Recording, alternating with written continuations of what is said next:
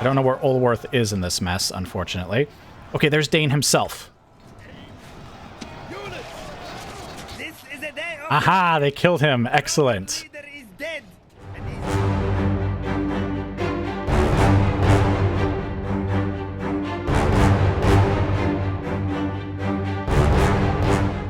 All right, welcome back to the war. So, as before, not much is really happening in the rest of the Empire, so we'll just go right to the war in the north here against the dwarves.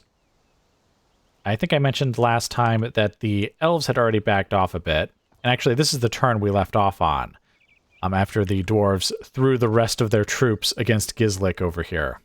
My liege.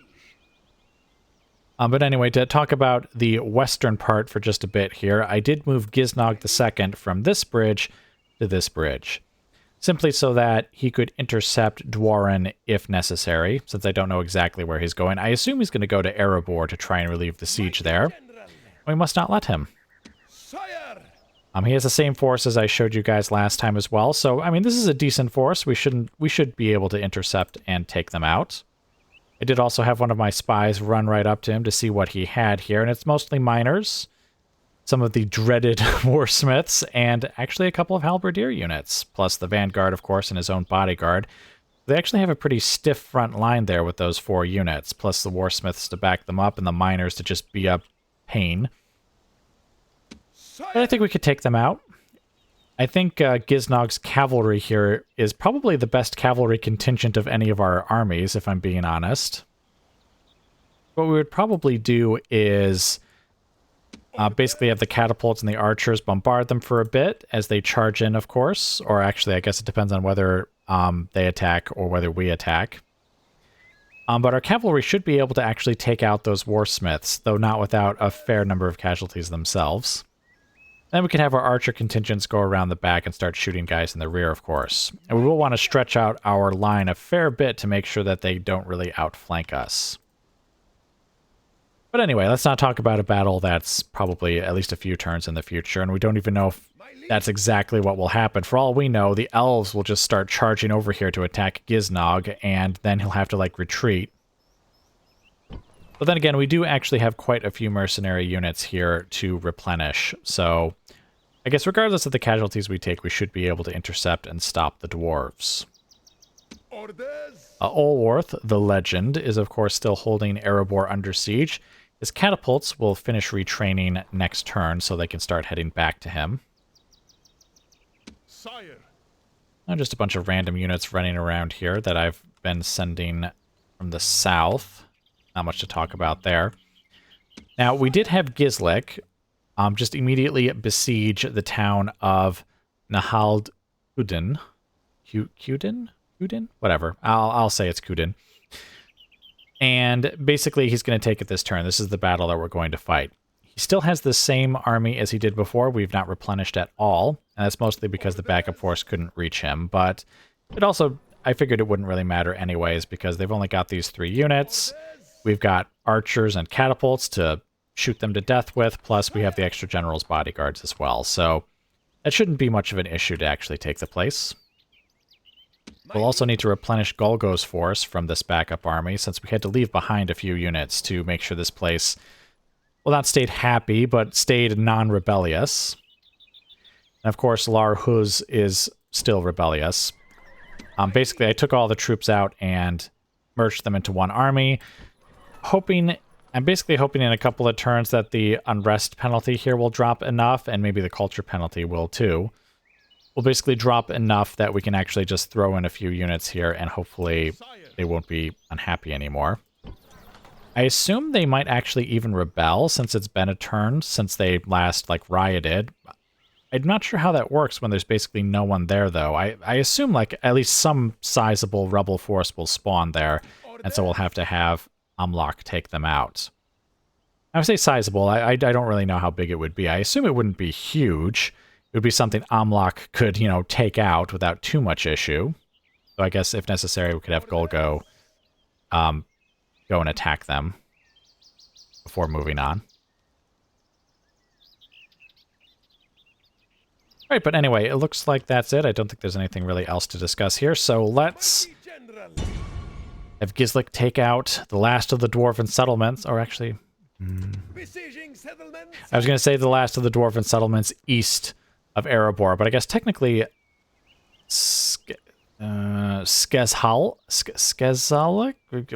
I'm going to rename that one. We'll call it Skeza once we get over there. Technically, this is east. Northeast, but still east, so... Oh well. It's the last of the dwarven settlements amongst the Iron Hills. How about that?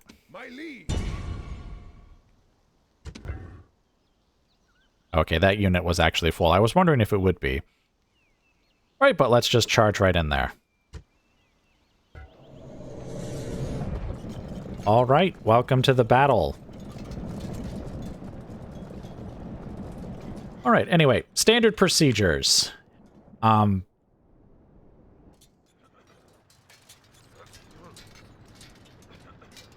right, welcome to the battle.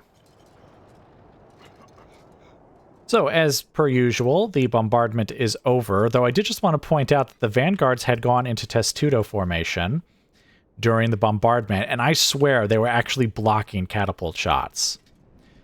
Like, sometimes it wouldn't cause damage, sometimes it would only kill, like, 5 guys, despite, landing right in the middle of their, bunched up unit. And I want to say that you guys are completely ridiculous and overpowered. But anyway, we have our archers, and we have our 3 generals' bodyguards here. And the plan is I'm going to have them fire on the hirelings in the back here, because they will die very quickly, and I think the miners will die somewhat quickly. So I think our generals' bodyguards will actually end up fighting and probably having to kill the vanguards themselves. Actually, I'm going to put them in guard mode, just in case the hirelings decide to go, like, off the back there somewhere.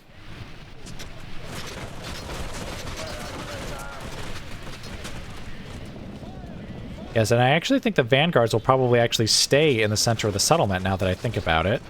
Because they do have units to send out.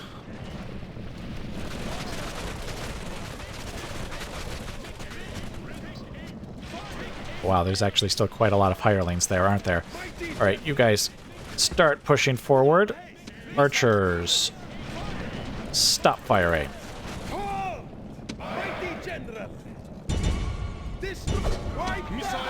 Okay, archers, pull back.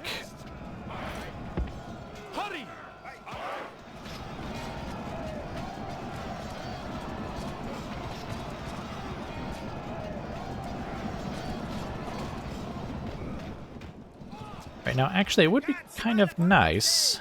The enemy general has been killed and his men lose hard. It would be nice if we could get the archers over here to fire into the backs of them, though I'm a little wary of this because of the poor pathfinding. Oh, it looks like they're going to do it.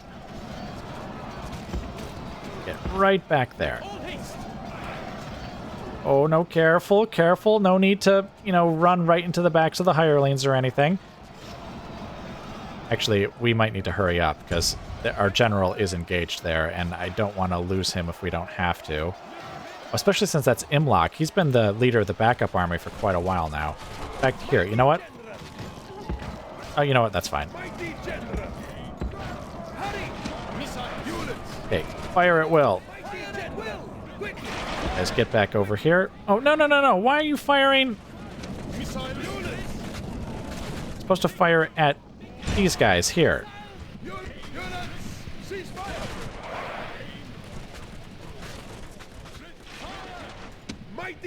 Okay, here. Let's get both of our mighty generals over here, ready to intercept them wherever they decide to go. Oh, except for back to the center of the settlement. I guess if they do that, then they're welcome to just keep running. Okay, go ahead and kill those 2 guys as well.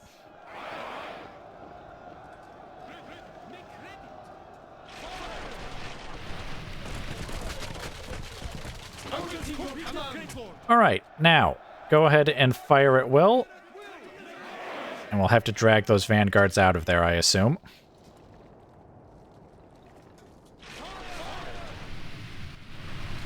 If they even bother to leave. Considering how heavy their armor is, they might as well just go, you know what? Actually, they should go right back into testudo formation, because then they would truly be invulnerable. They're attacking us. Like, the Testudo formation isn't supposed to make them invulnerable, it's just that they have such heavy armor that I think it functionally will make them invulnerable.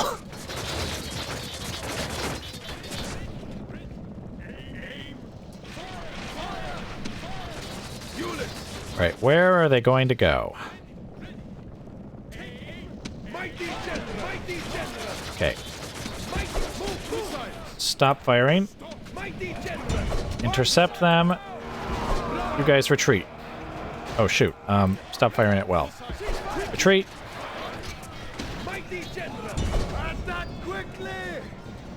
Oh, our mighty general is too deeply into that fight. Get out of there. Please get out of there. Oh, shoot. Okay, you know what? Just get in amongst them and save your general, please.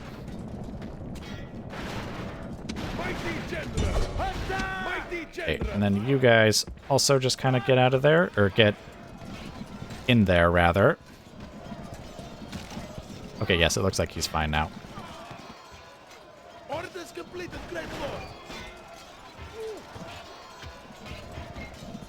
I don't want to tell the archers to fire at those guys, because I assume they'll fire at our guys as well. Let's just go ahead and see if we can let them go. You guys can come back over here now. Okay, stop. Archers. Fire at will.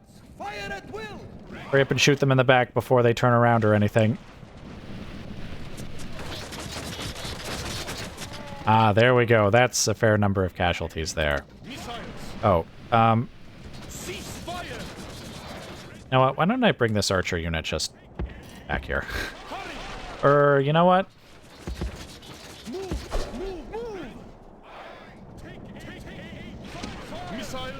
Just have them move out of the way there. Right, get over there and intercept them.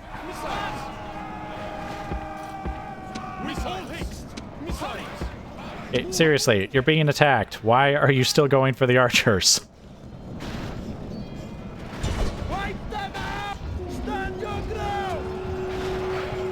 Oh, come on, mighty general. Why did you just charge? Oh, never mind. I was gonna say, why did you charge right in there and risk your life? And it's like, oh, nope. They're done for. Actually, I think we'll actually intercept them, too, before they get back to the center. Victory is sweet indeed, and all the sweeter for being so decisive. Indeed, though we did lose a few archers there. It's very unfortunate.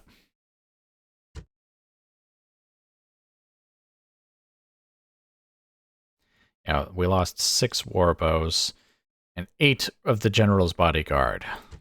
I think that's Imloc's bodyguard, because I think it's Gislik, Imloc, and then a 3rd general whose name escapes me. If I ever even knew what it was. Alright, yeah, actually the vanguards didn't really kill very many. I mean, they killed even less than the spearmen did. So I'm guessing... the hirelings, I think, were the... Well, no, I think it was the vanguards who managed to get in amongst the warbows for a bit there, so they probably killed most, if not all of them. Then maybe it was the hirelings. Well, they might have also killed a couple of the golden scales. I mean, they are vanguards, after all. All right, well, let's take this back to the campaign map. Okay, once again, we need to be able to leave, and they're not even close to being happy, so... All who do not bend the knee to the Dark Lord will die. And of course, they're still not happy. How many of you do we have to kill before you'll be happy? I just don't understand.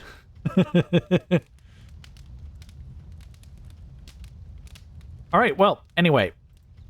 I think that should actually be it for now. Yeah, I don't think there's anything else to discuss on the campaign map here, so I will let you guys go and I will bring you back as the war continues. All right, welcome back to the war. As you can see, the dwarves of Erebor are attacking us again, and this time it is actually quite literally around Erebor. As you see, what has happened is the dwarves have sent a very small force of 3 dwarven minor units to attack the army that is besieging Erebor. So, of course, we'll have to fight them along with the garrison itself, which is somewhat depleted due to our siege. Though it was still kind of a ferocious-looking force due to the quality of the units. Especially, look at Dane II. Not only does he have this huge bodyguard, but again, I believe they're... what are they called? The Dragon Slayers, I think they are. So that unit is absolutely deadly. Gonna kill us all. Like, that's the unit I'm worried about more than any other unit on this battlefield. Heck, I might be more worried about this unit than every other unit, like, put together. That seems like just such a ferocious unit. Alright, but anyway, to go over the campaign map really quick, Rhun has finally settled down. There was a minor bit of rioting. Oh wait, I think I might have already gone over that. There was a minor bit of rioting like a couple of turns ago, and I think you guys were here for that, so I might have already told you that. But at least now, with just a few, garrison units, it is now fine. And so we're gathering our troops here around Nahald Kudan, and that's just because I'm changing, which troops are in which army and who's going to be in the backup army, and that's why there's just this mess of troops over here. Now, this army here is Golgo, and his army is ready to go, so he was actually charging towards Skezahalk. I almost said Skezaholic, but there's no I. So Skezahalk doesn't sound correct. I might rename that one to Skeza. But anyway, or Skeza? Skeza? Well, whatever. But he looks like he's going to have some opposition, because that force of dwarves, the one that was like way over here and led by a general, is now on its way, so he may have to fight them to take control of that settlement. And yes, as I swung the camera around here, you guys likely noticed that there's more forces of the dwarves coming. Here they come. Dang it. Here I am thinking that they're on their last legs with only a couple of settlements left, and they have just big armies to still throw at me. Now, this is Giznog II here, and he was actually up here. I sent him up here because I thought I might have to intercept this army from attacking Erebor, or my forces besieging Erebor. They seem to, as I already pointed out, be heading towards Skezahulk. So I decided to send him back south again because it looked like the elves might be tempted to come out of their trees again. And yeah, I think that's it. There's not really much else to discuss in the rest of the Empire. Just getting close to the end here, actually. I think we only have a few settlements left to take. But anyway, let's get on to the details of the battle here. I already pointed out what the dwarves had, but there is also a bit of interesting problem here on my side, because I don't have any catapults. I think I pointed this out already in the past, but Olworth's catapult crews were quite badly depleted, so while he was sitting here besieging Erebor, and since I wasn't going to have him attack anymore, I decided to send the catapults down to Dune to get replenished and then come back. They're actually really close. They're right here, just north of Ulasil, and in fact they're so close they're actually technically a part of this battle. But they are quite far away. Or, not far away, they're quite slow, so I'm not sure like if we can even really get them in position to like assist in the battle. I'm not sure how that's going to go. If you're also wondering why all of his infantry are now spearmen, it's because I've been actually just swapping out whatever infantry he had and replacing them with spearmen. And that's just because I don't think spearmen are the most useful of the sellsword units that I have available, and so I was thinking in a small battle like this against a smaller garrison, even if it's a tough garrison, might be a good idea to use up some of my spearmen. And I imagine we actually shall be using up some of our spearmen in this battle. Alright, but anyway, I believe that's it. So let's just get right into the battle now. Alright, welcome to the battle. Now I've got it paused here because I've got to explain a couple of things here. And it'll be very difficult to do if I unpause things. You'll see why in a minute. But, basically, I saw this lovely hill that was within my deployment zone. And I was like, oh, for once, I actually get a hill, and they have to charge up here after me. You can see there's the miners who are down there. And there are my catapults over there. That's a little unfortunate. But, anyway, I was like, great, so I'll start my troops off up here, and then I'll, assemble them a little better, but this is as far as my deployment zone extended, so I didn't really have much choice there. But I did not carefully consider where exactly the dwarven reinforcements, like the garrison from Erebor, would actually be coming onto the battlefield. So, they're right there. No! Why are you coming over here? Go away! So, of course, even when it looks like I get the high ground, the dwarves actually get the high ground. So, a quick redeployment is in order here.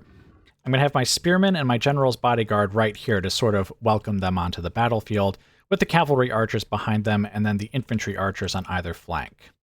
Now, they do have a significant advantage fighting downhill, so what I'm hoping is that we can have our infantry hold them here and have the archers just shoot them to bits in the back and in the side, and we might still be able to break them that way. Worst comes to worst, we might have to retreat downhill, right into the waiting arms of those miners, which is another thing we need to be careful of, because we need to win this battle before the miners get up here, because otherwise they'll attack us from behind. Now, it is going to be quite a trudge for them up the hill, but it is something they could do. We also need to be careful of our catapults, since they are coming onto the battlefield here, and it's possible the miners might actually go for them. If that happens, I'm hoping the catapult crews are faster than the miners, and we can just have them drop their catapults and lead them on a merry chase while we deal with this issue over here. But yeah. Yeah. Oh! Even when I think I have this lovely defensive position, I really don't. All right, let's begin the battle. Quick, everyone move into position! Quick, quick, quick! Before they get too far onto the battlefield.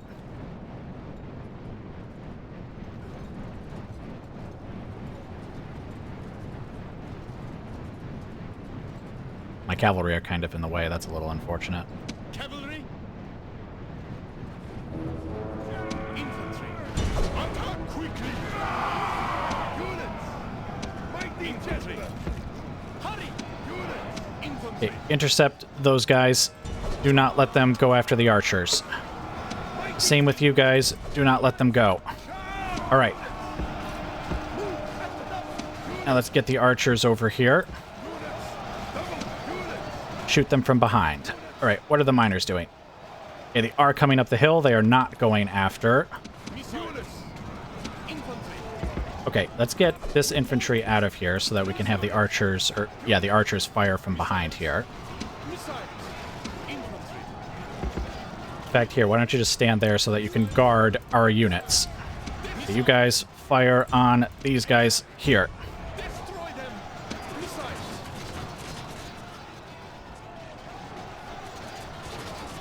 All right, now let's see if we can commit this general's bodyguard here.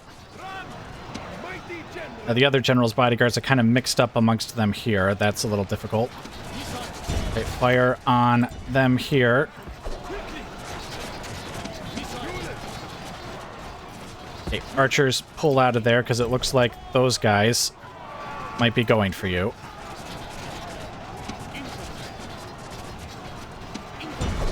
Okay, there we go. Now, archers, get over here. Let's see if we can fire into Dane's bodyguard from, like, the side here or something. Oh, no, they're pulling off there. Let's try and pull this unit off. Okay, seriously, you guys need to leave. And intercept Dane's bodyguard there. You guys get back over here. Where are the miners at? Okay, they're still over there. You guys can fire right on them right there. Oh, and of course, some of his bodyguard are staying behind. That's nice. All right, fire there, and you guys fire there.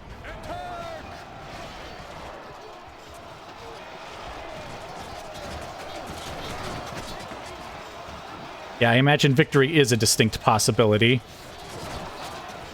For Dane's bodyguard, I mean. Oh, now defeat is almost a certainty? I guess maybe the archers are doing a bit of damage now.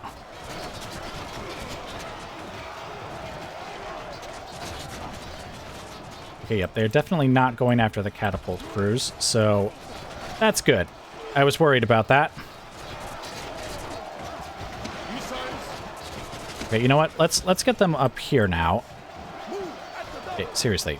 Click and drag. All right, there we go. Oh, shoot. Whichever general this is, get out of there. He's right in the range of our arrow fire. All right, get out of there. Archers, stop firing for a minute. Actually, retreat. Because here comes Dane's bodyguard again.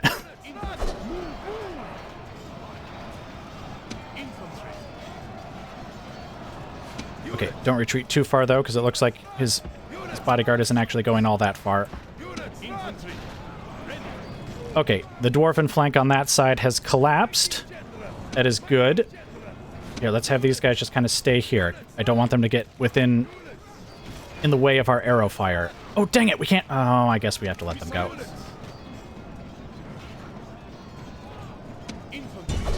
Okay, now his bodyguard are heading towards the archers. Oh, wait, no. Stop.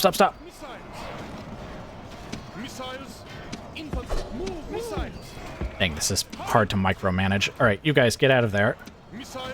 All of you archers, fire into the general's bodyguard. That spearmen, get out of there. Okay, here come the miners. They're still just slowly trudging their way up here. Okay, there's only 30 of them left. 29, 28, 26, 20, 18...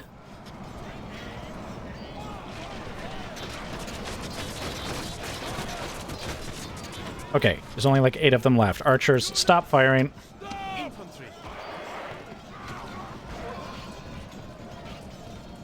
Oh, fighting to the death. Because they're actually broken now. The Roman eagle is a Roman chicken, fleeing the cook's cleaver. Their leader runs away! Okay, spearmen, get out of there. Actually, we don't want to risk this. Oh, this is actually Olworth. All right, get out of there. Spearmen, get in there. Spearmen, get in there. Spearmen, get in there. Take that fight away from him. I don't know where Olworth is in this mess, unfortunately. Okay, there's Dane himself. This is a day of Aha, they killed him. Excellent. leader is dead, and his only reward will be a funeral urn. Okay, so they're now fighting to the death. So... infantry, The enemy cowards run! get over here. Drive them from the battlefield! You archers, kill them. Actually, you guys also kill them. Everyone, all the archers, make sure that those guys die.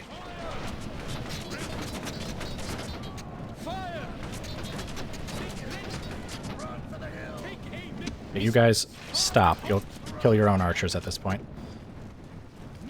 Missiles. Come on, shoot him dead. Okay, there we go. So we did have a small amount of the enemy escape, which is unfortunate, but it is what it is. Right about there, and then we'll have the general's bodyguards basically kind of amongst them.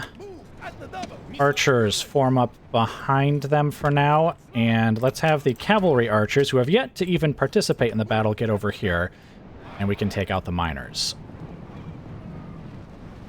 Yes, I definitely think they killed quite a few of my spearmen, and in part I think that's because they were fighting downhill, and also just because of the eliteness of their units, but I think the firing with arrows into the backs of them was very effective just the same. Mighty general. Okay, mighty general. Let's see if we can drag out your bodyguard to be like that. Mighty general. And we'll do the same thing. Well, here, let's stretch it out a bit more like that there. Then we'll have Olworth's bodyguard, which is a little more depleted. Like that. All right, there we go. That should help fight the miners. Oh, whoops. You seem to be heading a little to my right flank, and that's probably because of the cavalry archers. We want them to hit the center, and then we can send the archers around the side, both cavalry and infantry alike. In fact, actually, since the cavalry are fresh and much faster moving, let's have them go around, down, and then up. We'll have the infantry archers bunch up on this flank so they can just swiftly go around. And you guys can just sit there and do nothing, as you've been doing the whole battle, through no fault of your own.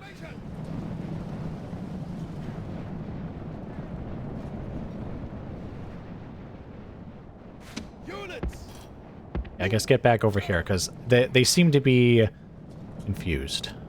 Missiles. In fact, so confused. Units, run. Oh, no, no, no. Stop. Units, run. At first, I thought I was going to have my archers just kind of step out here and start shooting at them if they start going for the flank, which maybe that's what they're going to do. All right, you know what? Step out here. Units, double time. Cavalry units. Now, go ahead and shoot at them since it's just going to take a little while for them to get up here anyways.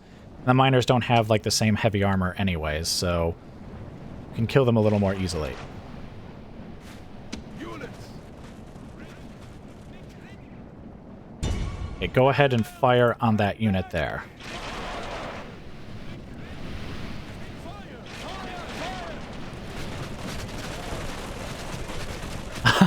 Yes, yes, that is what I like to see.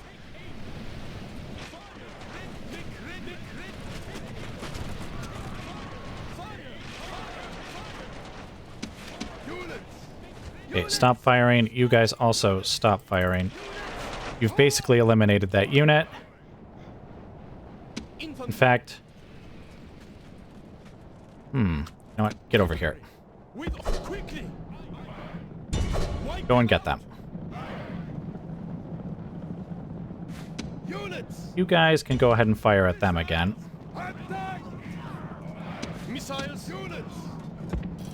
Have our infantry archers step out over here and see if... I mean, he's obligingly just standing there, so... we could just see if we can quickly shoot them to death from the flank here. Or at least kill the captain, maybe. Cavalry. Fall back. Okay, good. They're basically destroyed. Units. Move at the double.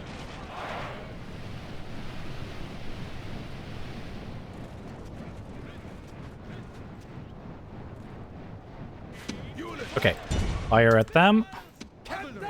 Move. Okay, those guys have been defeated, so let's get these guys over here too, actually, and we can have them fire as well. Units. Well, I see their captain. He's right over there. Oh, he's moving to the other flank. This general is Oh, he's routing. He does not stand, but runs away.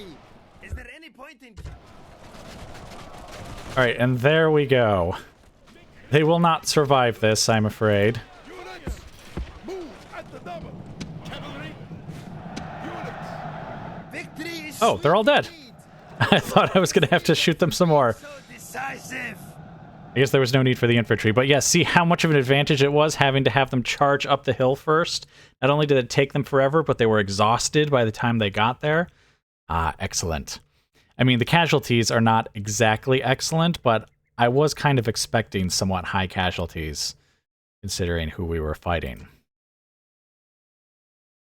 Oh, look at those Dragon Slayers! Look at what they did to my men!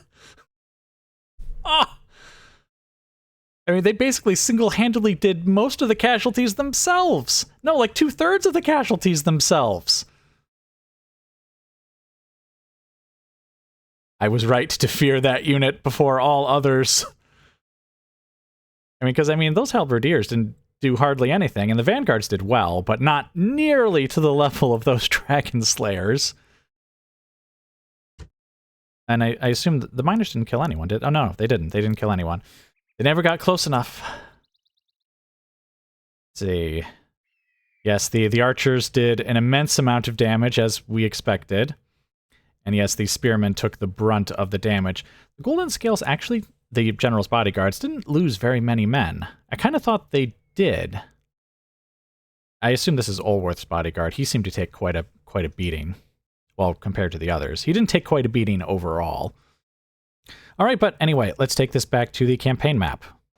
All right, and here we are back on the campaign map, and